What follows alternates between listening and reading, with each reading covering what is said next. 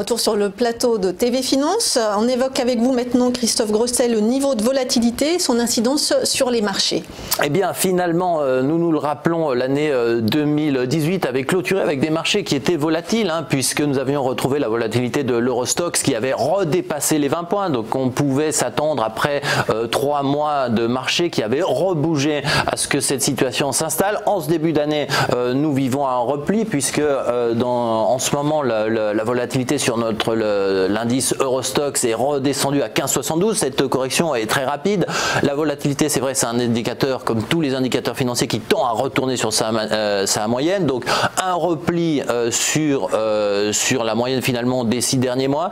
Cependant, si on essaye de dresser des perspectives pour 2019, ce qui nous intéresse, on peut noter que d'un côté nous avons la situation en Chine qui pourrait très probablement impacter la volatilité des marchés boursiers en général, puisqu'on a quand même des indicateurs qui nous laissent penser qu'il y a un ralentissement de la croissance chinoise. En Europe, nous avons le risque politique qui quand même se matérialisera. Nous avons les élections européennes en mai 2019, à voir effectivement comment ça va impacter la rigueur budgétaire. On le verra d'un point de vue boursier, on verra si effectivement cela peut contribuer à avoir des marchés bouger.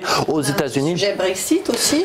On a le sujet Brexit naturellement, et aux États-Unis, les investisseurs ont semble-t-il été rassurés par les déclarations récentes de la Fed qui s'est montrée patiente pour sa hausse des taux. Donc des marchés pour lesquels on s'attend en 2019 à voir la volatilité remonter, ce que ça implique tout au moins se maintenir sur l'Eurostoxx autour de 20 points, donc ce qui est largement au-dessus de ce que nous avons connu en 2018.